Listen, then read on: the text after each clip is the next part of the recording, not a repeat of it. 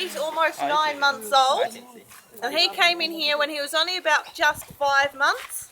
He was about the size of my hand when he first came in. Now here at Bonorong we are a rescue service. So we had a phone call about Max.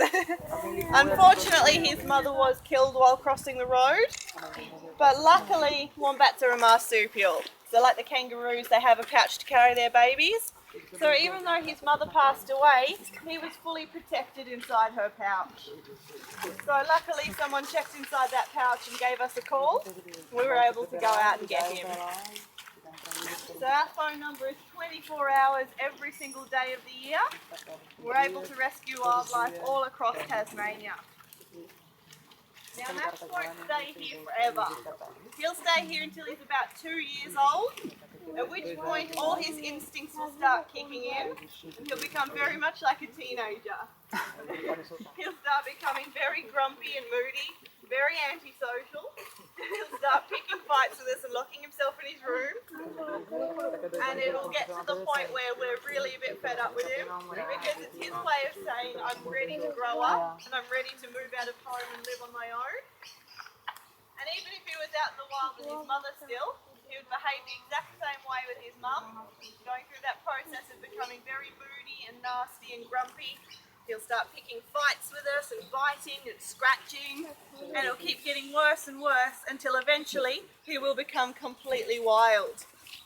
So even though we've raised him, even if we cuddle him every single day, he will eventually become totally wild.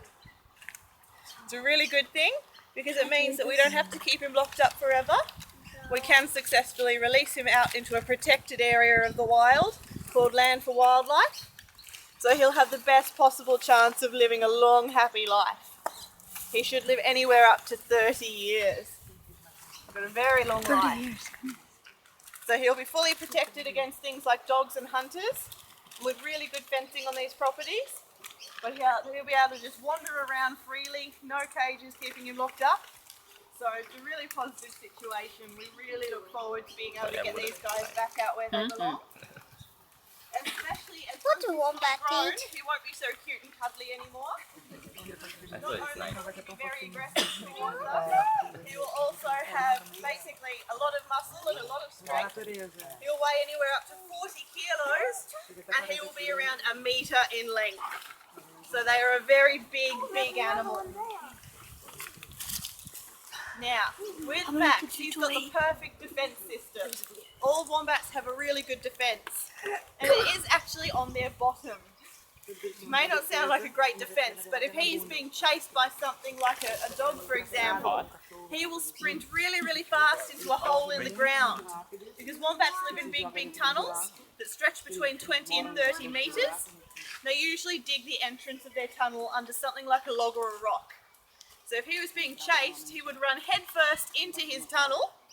He would block up the entrance using his bottom like a door. Probably doesn't look very tough, but his whole back end is covered by a big solid plate made out of cartilage. Just like our nose, except about 1 inch thick. And there's hardly any nerve endings or blood vessels across there. So it's very much like a built-in shield. So a predator can bite him and scratch him on the bottom, and it's not going to do much damage at all.